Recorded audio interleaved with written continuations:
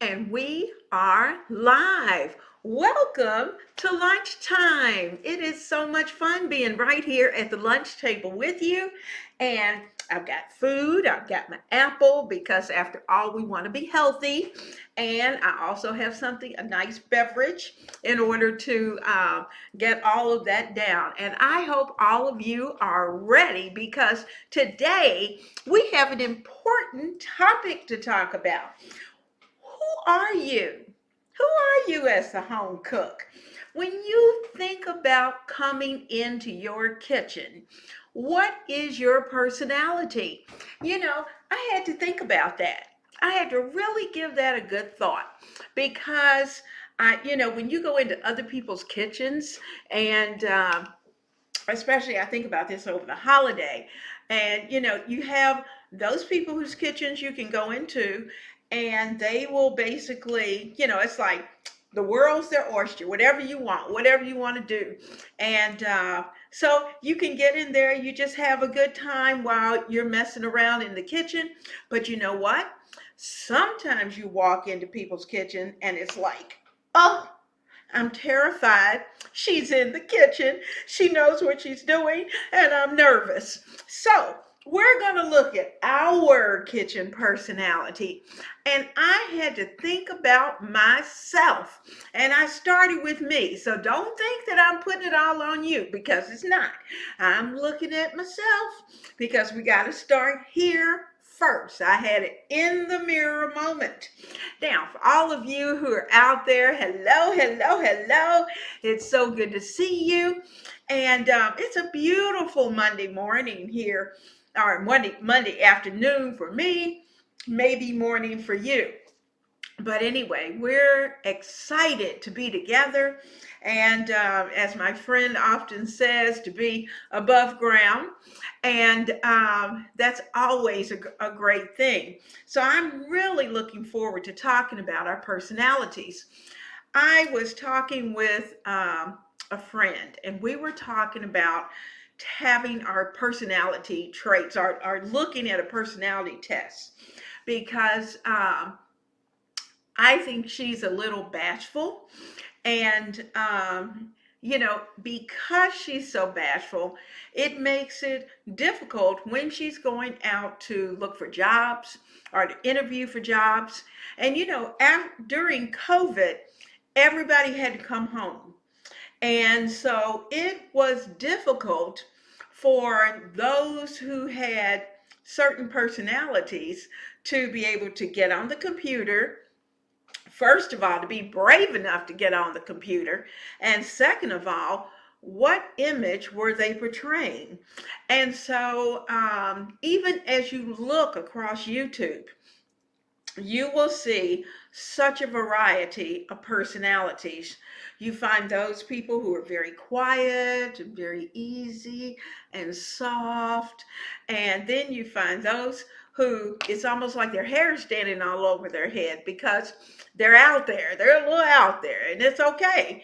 But personalities are important because personalities convey and send messages.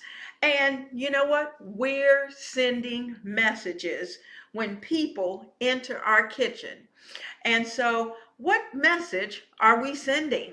So, I looked at the Myers-Briggs personality test because that was one of those that I know I had to take when I was working.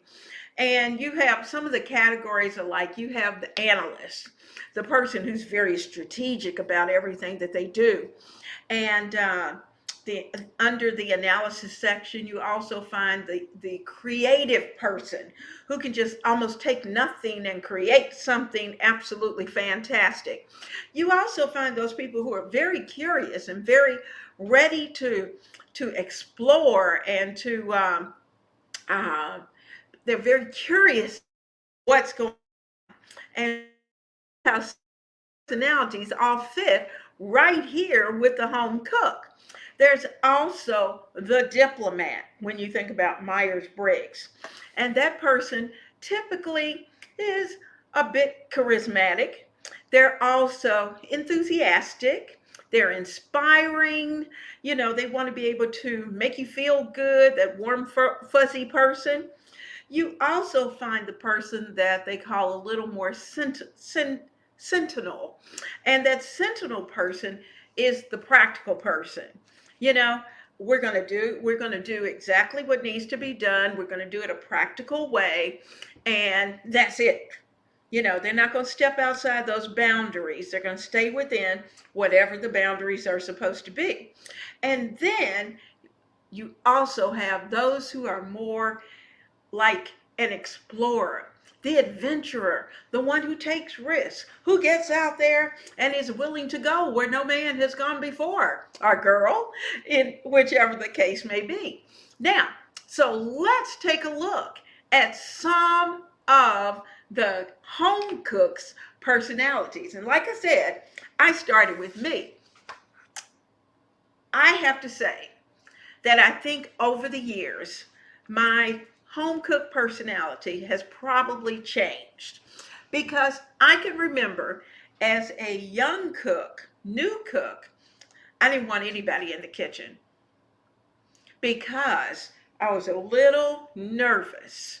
I was afraid I was going to do something wrong. And as time went by and I gained a little more confidence, then I didn't mind having other people in the kitchen. But I thought about what really triggered this was the other night. The big guy I was cooking, the big guy was in the kitchen, and our kitchen's a pretty good size. And so he's moving around, I'm moving around, and it seemed like everywhere I needed to go, there he was in that spot. Sorry guys. I got over to the refrigerator to get water and moved over that way, and there he was in the refrigerator. So I had to wait. I was ready to go over and to check what was on the stove, and there he was in the microwave. And so it just seemed like everywhere I was going, he'd find a way to be in that spot. So I had to have great patience, because sometimes it's not that you mind them being in the kitchen, but sometimes they're in the way because you got things to do. So let's think about that. Now, so let's start today. We're going to start today with our first personality. The first personality is the hesitant home cook. And I want you to think about these as we're going through their traits. And maybe you might fit into one of those categories. So, the hesitant cook is the person who cooks every day. They cook every day, but they just never seem to find their rhythm. They just can't find it. They're hesitant. They're afraid to touch things, afraid to try things. And you almost have to push them to do something unusual in the kitchen.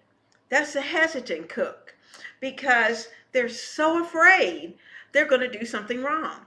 They are so afraid somebody's going to point something out. They are so afraid that they won't even pick up a recipe book that has a recipe that has a long ingredients list, because it looks difficult. That's the hesitant cook. And can you remember your days when maybe you might have been that hesitant cook? And so we hope that we've gotten past that point at this time, but this may be where we are today. What about the turned on cook? Oh, this is a person, when they get in the kitchen, oh, this is their place. They are excited to be in the kitchen. Man, they want to touch everything. They want to play with all the tools. They want to get into all the ingredients. This is a person who, when they go to a restaurant, the turned on cook is peeking into the kitchen of the restaurant.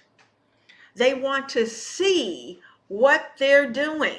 That's the turned on cook.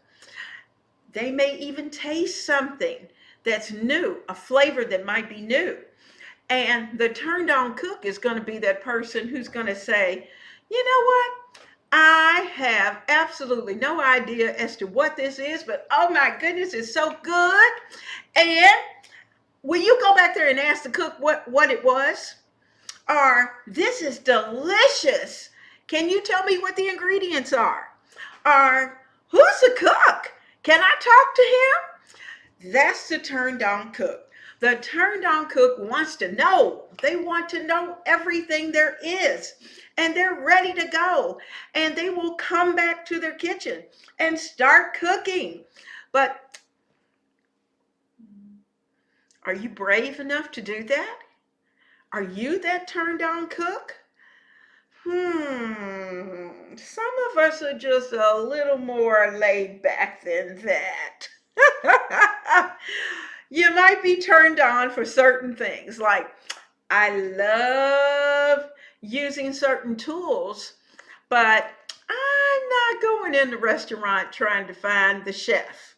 And or after you've talked to him, the next time you come, it's like, hello, I talked to you the last time I was here. That's a turned on cook. What are you cooking new? And or they'll go to one of the restaurants that has the open cooking area. And when they have that open cooking area, they're the ones at the bar because they want to see what the chef is doing that they're not doing. That's the turned on home cook. You know, that's the cook that when you come into their kitchen, you never know what they're going to be doing. You know, you never know what they're going to be cooking because they're going to be trying new flavors, trying new ingredients, trying new recipes, trying new tools. They're going to try it all. Now, that might be us on certain days. Here's the next personality. This is the risky home cook. Now, the risky home cook doesn't cook anything like anybody else. The risky home cook pulls out the recipe, gets the recipe, looks it over and goes, whoop, and it's gone. That's what the risky home cook does because they like to take risks. They like to try things that are totally new.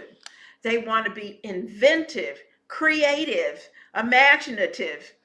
And you know, sometimes their recipe works. And unfortunately, sometimes it doesn't. And so you have to have the type of family that when you're a risky home cook, they have to be willing to try whatever it is that you put on the table. And while your husband or your partner might do that, children, particularly under the age of 5, they're not quite that risky. So you may have to fix something for them and then fix up whatever, serve the rest for those who are a little older. So they will try new things. That's what the risky home cook does. They jump into the kitchen with the attitude that they can prepare a new dish and they don't need a stinking recipe. They're going to get in that kitchen and they're just going to take this, and this and put it together. And they assume that it's going to be great. And it might be, but who knows? Now, that's one other home cook. we also have the sensory home cook. And I like this sensory home cook. This is a person that you find, I think, where I see the most is in the grocery store. This is a person who is standing over the fruits and the vegetables, and they are at the vegetable counter for an hour. You know why? Because they're smelling, they're touching, they're looking at the bags, and they're squeezing. Remember the commercial that used to be out, please don't squeeze the Charmin? Well, I used to love Mr. Ziffel, I think was his name. I used to love that commercial. But you know what? We have those kind of people who are sensory home cooks. They got to squeeze it. They got to taste that. They may even taste it. I saw this person and it freaked me out. And let me tell you, and I don't get freaked out easily. This person was at the fruit counter in the grapes. Now, I have to say, I will pick up the bag. I will try to look through the bag of grapes, and I've got the top and the bottom to make sure we have good grapes. But one thing I don't do is to stick my hand in, pop out a couple of those grapes and taste them. Not going to do it. Not in the day of COVID and flu and viruses and bacteria and all those good things. Who's going to do that? But she did. And this is the freaky thing. She put the bag back. And that wasn't the bag that she put in her cart. I was appalled. And I had to walk away because I knew what I was thinking was about to jump out of my mouth and say, oh, I can't believe you just ate 2 of those grapes and you're going to then stick it back on in the vegetable bin. Now, yes, you're right, Patricia. She took 2 to taste. And I guess she was trying to I'm assuming she was trying to figure out whether or not the grapes were good, whether they were going to be sweet or whether they were going to be tart. You know, she may have been trying to do that. I'm trying to give her benefit of the doubt. But when you do that, you got to take it with you. You can't put it back on the shelf. Oh my goodness. I was appalled. But what I did do, I found the person who was working in the vegetable section and I said, sir, you might want to keep an eye out for the grape section because there are people who taste the grapes and then put the bag back. And his eyes got this big because he didn't think anybody would ever do that. And you know, I think about that now as I pick up grapes because very often when you get a bag of grapes, and now instead of just looking to make sure the grapes are in good shape, I'm also looking to make sure that all of the grapes that are supposed to be in that bag are there and there's no little spots where there are missing grapes, because I'm going to assume someone has had their hand in that bag and they've been tasting the grapes. So please don't taste the grapes. But this sensory cook is the one who is going to feel, they're going to smell, go section and shake the bag to see how many chips are in there. You know, those are the people who try those out. Hello, hello. And it's I try to be respectful.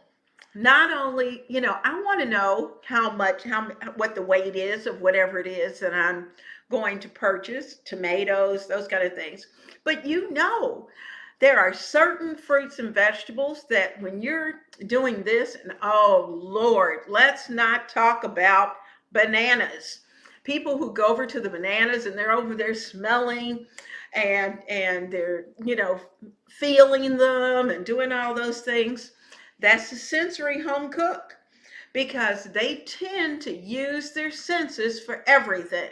So you will see them, and there was a lady, and unfortunately these were ladies because you see the largest number of women in the grocery. I don't know what kind of spice it was, and I thought most spices today were sealed so that you couldn't get in it. But there are some spices that while they have that little cellophane portion around it so that you figure that nobody's been in there, you have to really look because certain spices you can turn the tops and the cellophane won't break and they can actually start to smell to see what it smells like.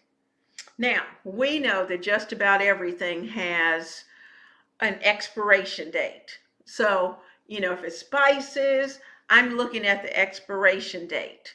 If it's a box product, look at the expiration date and try to get the freshest that you can get rather than actually opening it up and taking a look. Because unfortunately, there are sensory cooks out there who are going to try that. Now, sure, you're buying a watermelon, you're going to thump, thump, thump, thump, thump until you get a good sound. Or if you're buying pineapple, you will smell that pineapple to see how fresh it's going to be, if it's ready for you to be able to take home and cut, or are you going to have to let it sit on the counter for a while? So in those cases, we may have to use our senses before we bring products home. But we do want to be careful. Now I'm going to stop here because there's some talking going on, and I want to see what they're saying. Okay, Ronnie says that years ago she saw a customer doing that, and she did say to him, and say something to him, and his reply was, in my country, we always taste the food before we buy it. And it really pissed her off. I'm with you. Because, and maybe they do in their country, but we don't do that here.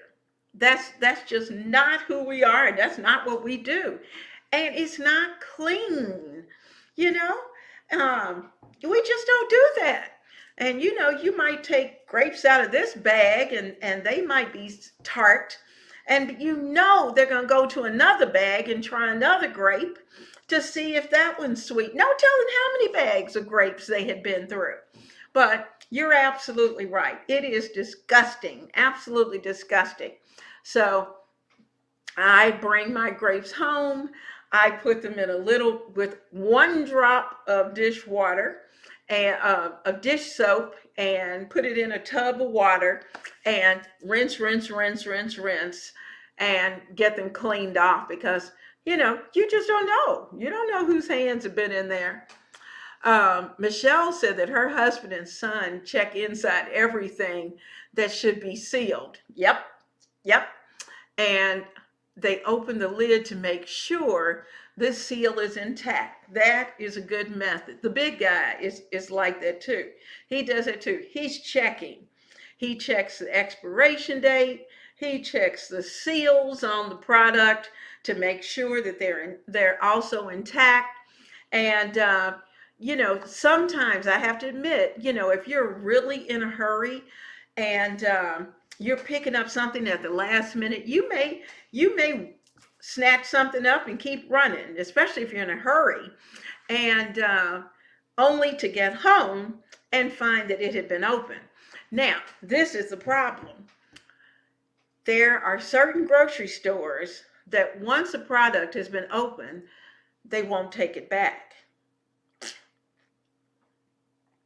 And while I understand the logic in that, but so and I don't want to say but I understand the logic in that. And that's probably a good thing. But also, if I get home and I realize that something has been opened, say it's oh salad dressing, and you picked it up, it looks like it's sealed, ready to go, and you may have even checked. But when you get home, you find that it's not, and you bring it back. Now, the better grocery stores will not question it. They will take it, switch it out, and you're good to go. But it's usually the little smaller grocery stores that are a little more picky with that. So those are some of the things we just have to be careful with, because as we're shopping, we want to be efficient in our shopping, and we want to be that girl, our guy in the kitchen. But the bottom line of it is, we also have to make sure that the products that we're bringing into our home are safe, are safe. Now, here's the one I like. The sage. The sage home cook. It's like the sage on the stage, because the sage home cook knows everything. Drop the mic. They know it all. They know every Food Network chef. They know them by first name and may even have their phone number. They also know every recipe book there is, and they have tried every recipe in it. They cook that book from front to back, because the sage wants to know all. They want to know everything. They've got every cooking magazine that exists lined up on their counter, because they want to make sure that whatever recipe is in there, that they are trying it and putting it together. The sage is that person who has a chef on speed dial, so that if they do have a question, they're not going to ask you or I as a regular home cook. They're going to go to somebody who they think is a pro, rather than just the normal everyday home cook. The sage is that person that can answer just about any question there is without doing any research, because they've been there and done that. That's the sage. And these are our 5 personalities. And I'm trying to look, because I saw someone earlier. Oh, I have to put this on. Michelle said she's seen people do that with the grapes and it makes her stomach turn. Me too. Me too. And Patricia said that's technically stealing. You're absolutely right. But Michelle said, when you think about those personalities, she really thinks that she's a little bit of all of these, maybe except the first one. And the first one was the hesitant cook. Well, let me ask you, as you think, and you're thinking about who you are in the kitchen, do you have a little bit of all of these personalities? And Michelle said she probably has a mix of the second one, the third one, and the fourth one. That's the turned on cook, the risky cook, and the sensory cook. Yep, I got you. I got that one. Now, I have to say, I'm not a sage. I'm not a sage. because I am forever researching, trying to find something new. And I have to say, I'm brave enough to try new things, but I'm going to do it within the confines of my kitchen. And if it turns out well, and the family thinks it turns out well, then I'll share. But other than that, those are going to be things you'll never know about. We'll try new recipes, and if they work, I'll let you know. And sometimes I will get brave and try new recipes with you that may not exactly turn out the way I thought they were going to turn out. And those are going to be the times when I'm going to let you know what, we tried this and it was bleh. So we'll go through that.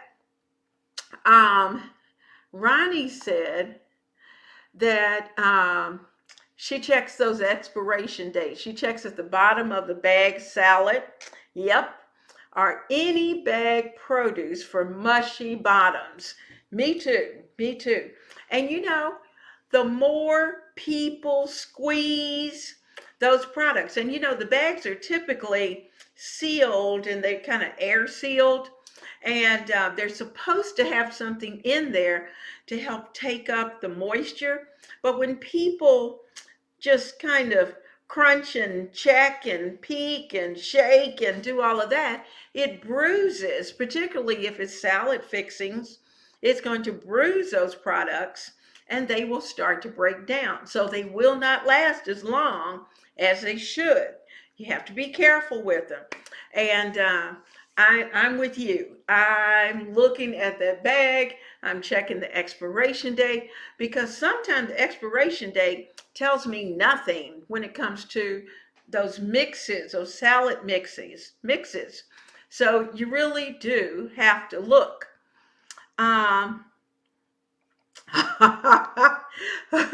Ronnie calls our sage the one-uppers. Absolutely, absolutely. They gonna do it better than you, better than me. Patricia said she's a mix of all of them except number 5. And I have to agree. I have to agree. I'm with you right there. I am not the sage, but I do know a couple of sages. And, it's when you think about those personalities and, the hesitant cook that we talked about, number 1, the hesitant, that person, I'm usually a little nervous to eat in their kitchen because they're afraid. And I'm nervous because I don't want to say anything that's going to discourage them because they're already nervous. I try to stay out of their kitchen. You know who they are, and you've probably seen them. And you probably were a hesitant kitchen cook at some time.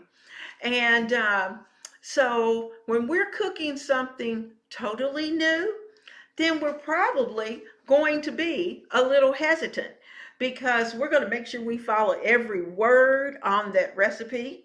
We're not going to change it left or right because we want to make sure it comes out right. And we're going to do it the way that the person said to do it because we may not know what it's supposed to turn out. So, I like that. I like that. Let me come back to this. I love that, Emma. We are all sages in training. I'm going to have to, I got to put that down. Okay. Sages in training. You're right. And that starts from the first day that we ever walked into the kitchen and considered ourselves, whether it was the first when we first got married and we were trying to find our place as the home cook. And we certainly weren't sages at that point.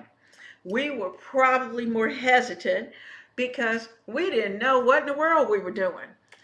I know when I first started, didn't know, things were going to taste like. didn't know what to expect, didn't know, when you burn boiled eggs, that's a bad thing. And I have done it. I did it early on.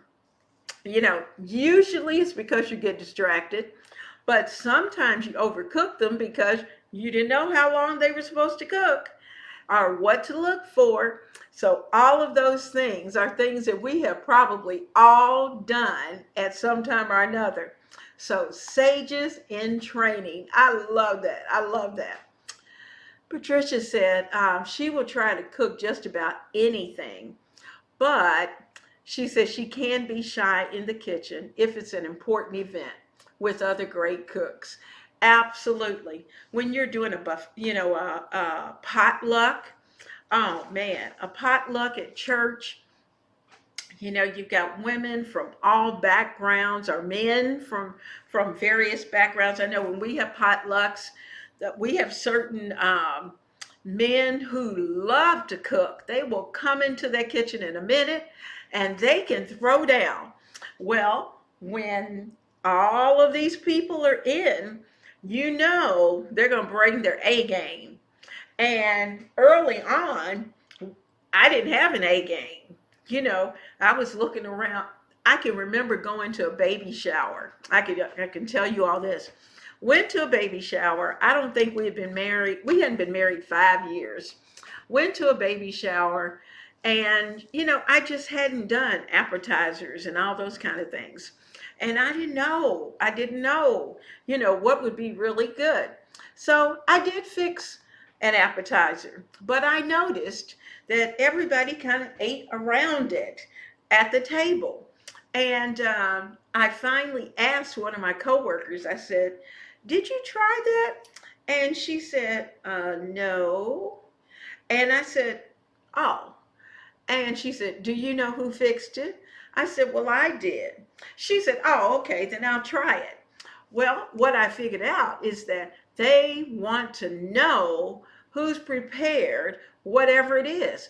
It wasn't that it wasn't good. It wasn't that it looked strange. And once she said, "Oh, this really is good," somebody else heard it, and then people started to eat it. And then they said, "Well, who fixed this?" And she said, "Well, Leona did." And then everybody came over and started tasting. So, sometimes we're hesitant in the midst of large groups, because it's a big event. You want what you've prepared to be perfect. You want everyone to try whatever it is that you've brought in as you are trying other people's dishes. But when you look around and you're in a group of people who have been cooking for a very long time, who have brought their A game, sometimes we might be that hesitant home cook. And I can certainly remember being that girl.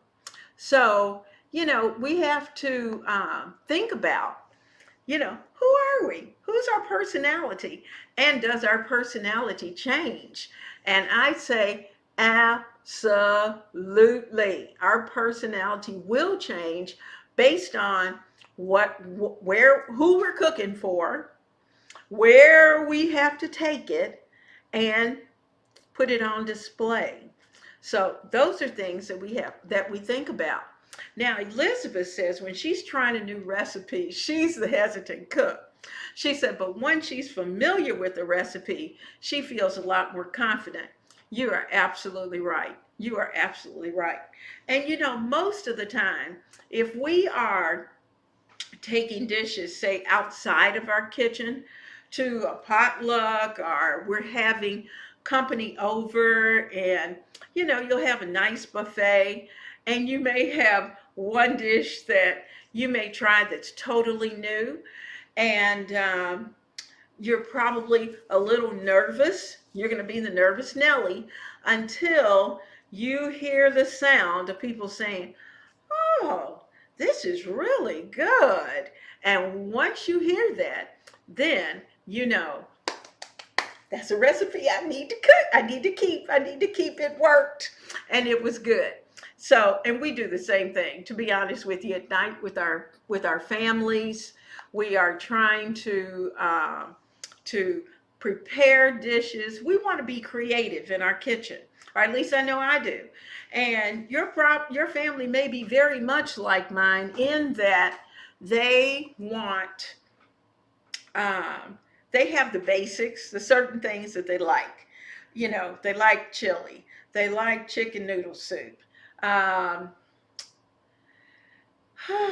let's see. Oh, they like spaghetti, you know, or anything with pasta. They like those kind of things. They like fried chicken, the typical things. And but when I venture into a direction that is totally new, then that's when I get the look of, oh no, mom is trying something new. And that's when I'm hesitant and they're hesitant too, because they don't know what it's going to taste like. And I don't know if they're going to like what they taste. So those are things that we're easing into. So I typically try at least one new recipe, totally new, each week. And it keeps them on their toes. They don't know. They don't know. They don't know what's coming. And when I go to, say, if I go to my daughter's house and she asks me to prepare a particular dish, I try to prepare that particular dish, but then I'll take something else. And it's usually something that's a little bit, as I would say, off the grid. And just to see how everybody will like it. And the big guy is my taste tester. So I like that. Let's see. Okay, I hit the wrong one. All right, Michelle says she was hesitant when she got married 28 years ago. She had never cooked a meal before they got married. And she started with spaghetti. That's a good place to start. Fried chicken was a frequent meal with boxed macaroni and cheese. Oh no! Well, you know what? Let's talk about the boxed macaroni and cheese. Shoot. We had boxed macaroni and cheese, I can't tell you how many times in my house. The kids loved it. And it was quick. I could come in from work and have dinner on the table for everybody. 5 o'clock. That's when dinner was served. And I'm still a stickler about the 5 o'clock. Sorry, guys. But the boxed macaroni they knew if it was just a weeknight meal, they were going to get the boxed macaroni. Now, if it was a Sunday meal, then they knew the macaroni was going to be from scratch. So they developed a taste for both. And they knew the boxed macaroni was something we were going to put together. It was fast. And in fact, I started allowing them. It was kind of their thing to do. My son and daughter, one of them would take turns and they got to put the boxed macaroni together. And so that made it fun. But on Sunday, if I said we're having macaroni and cheese, they knew it was going to be the real stuff from scratch. So that was always fun.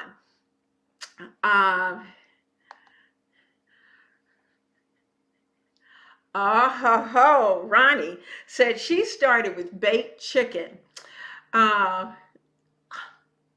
You can't make it without burning it. So she just buys it. We're gonna have to work on that, Ronnie. You can do this. You can do this. It's not that hard. So we're gonna work on that fried chicken. You can do it and not burn it. Okay. So we're gonna work on that. But you know what? Talking about that baked chicken, that was one of the first dishes that I prepared when I had company. When I knew somebody was coming, if it was a big guy's brother, sometimes he would say, "Hey sis, I'm coming for dinner today." And I'd say, "Okay." Well, he knew what it was going to be. It was going to be baked chicken, and I did it with mushrooms and Campbell's mushroom soup. I usually did it with rice over rice, and did like it would look like a casserole, but I actually had full pieces of chicken and seasoned, and it was delicious. But that was my go-to dish for company because I knew it always worked. And that's the thing. When you know it works, then you work it, you use it. And that's usually what you put together. And it's funny because now I hardly ever fix chicken and rice. And the big guy loves it. But I just don't fix it that often. I'm too busy fixing other things. I kind of got past that point. So, in fact, he was talking about that. We haven't had any chicken and rice in quite a while. He loves that baked chicken. And, but fried chicken, we are going to work on, okay? Michelle, you're absolutely right. Michelle told Ronnie to keep trying. Michelle said her kids love boxed macaroni and cheese. She said, and we don't have it often. Her 15-year-old son knows how to make it from scratch. All right. That's a good thing. So, we have to teach not just our daughters, but we want to teach our sons to cook because, our world is not like what it was 50 years ago, where predominantly women and girls were in the kitchen. And, there was a time when men were hardly in the kitchen. And now our sons may not necessarily, when they leave home and go to a wife. They may leave home and be out on their own for years. And so they need to be able to cook. They need to know how to turn in the kitchen and how to work the kitchen, because we just don't know how long it may be before there is someone else in there that they can cook together with. And my son knew how to cook. Lenore. Oh, Lenore said she's checking on everybody to see how we've been after the holidays. Hello, Denise. It's okay. It's okay. We are talking about personalities of our home cooks. And it has been a lot of fun. Lenore said, oh, thank you, Lenore. She said she started with Denise and then came on over. Ronnie said she made the fried chicken sandwich, and it didn't turn out bad. Yay! And you didn't burn it, right? All right. So we're going to work on putting that chicken together, getting the pieces and the works. And in fact, I like oven fried chicken as well. And it really is very healthy in that you don't have to deal with all the grease, the vegetable oil and all that stuff. You don't have to do all that. Ronnie said her boys cook great. And actually, she said they cook better than she does. Oh, that's sweet. See, only a mother will say those things. Patricia said one of her boys really does well in the kitchen, but the other has absolutely no interest. He is all about the microwave. Well, you know what? It's okay. It's okay. Everybody has a starting point. And sometimes for those who are the microwavers, eventually one day someone will say, oh, don't put that in the microwave. Let's do that right here on the stove.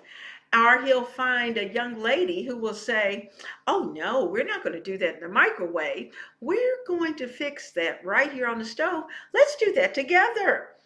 And you're going to go, whose son is that? Because he's going to be in there cooking at the stove instead of using the microwave. So things change. And we will see them grow. That is always a lot of fun. So to look at our categories of home cook personalities: the hesitant cook, the turned on cook, the risky cook, and the sensory cook, and the sage home cook. So we've looked at all of those personalities, and we have pretty much decided where we fit. And I think if you all are like me, I have decided that I'm with you. I'm somewhat of a combination of actually all five of these home cooks, a little bit of both, all of those. It just depends on what we're cooking, where we're doing the cooking, and who we're cooking for, that very often determine what our particular personality is going to be. All right, that we're going to bring, who are we going to bring to the table? And sometimes we just feel more entertaining. And I think that entertaining person is that turned on home cook. You know, they're out there. You just never know what they're going to do. And they're a lot of fun. So I want all of you to give that some consideration and really think about it. If you come up with a category that you think may work, a number 6 category, then let me know. Let me know who the 6th category home cook is. Then throw that person's title in, and we'll talk about that at our next lunchtime. Now, we're going to take a look at, we've talked about the comparison of home cooking versus eating out. We've done that. And we're going to take a look a little deeper as to why we really, I don't want to say should cook at home, because that works both ways. Sometimes we want to cook at home, but it just doesn't work out. And so we're going to be taking a look at just really the reason, the why. Why do we do it? What does it do for us? What does it do for our family and beyond? We're going to talk about that. And can it lead to something else? So our next session, that's exactly what we're going to look at. Because now that we know who we are, then we can start to develop and see growth in ourselves as people, as well as in our family. And as we grow, we are also growing our family. And that's important. We want to be intentional about that and make sure that we know that when we bring that dish to the table, or we've served that plate to our family, we want it to be healthy. We want it to be the best that we can put together. And we want it to be something they will enjoy, And we want that conversation to be great. I love when everybody's chit-chatting and the noise is going on, and as soon after the prayer has been given and the first bite goes in, silence. And all you see are the forks moving and the talking ceased. That's what you want in your kitchen. That's what you want at your dinner table. Because when you see that happen, it was a winner. Now, have you been enjoying the Winning Kitchen shorts that have been out there? Let me know if you've been checking them out. And do you agree? Are there some tips that you think should be added? And if so, let me know. Now, our lunchtime is over, girls and guys. And we are going to get into the rest of the day, finish up working, and oh, this is cute. She said, Ronnie, Ronnie said, this was fun. Thank you, thank you. Well, thank you, and have a great week. Michelle said, we often get a little wiggly, happy dances in their seat. Yes, I love that too. And it's just cute. Oh, Ronnie said she likes the shorts. That's great. That's great. I was working on a couple today to put out there, and while most of us in our comment box, most of us are pretty seasoned cooks. We've been cooking for a while, and some a little longer than others, but most of us are pretty seasoned. But there are so many people out there who aren't. And so those little tips and those little shorts are out there to remind us, but to also be an inspiration to someone who's new. And that's really what it's all about. We want to share what we know. I hope each and every one of you have a blessed and wonderful week, and that you're able to do something unique in your kitchen, and that you're finding that every day in your kitchen you're doing something that is fun and that your family enjoys.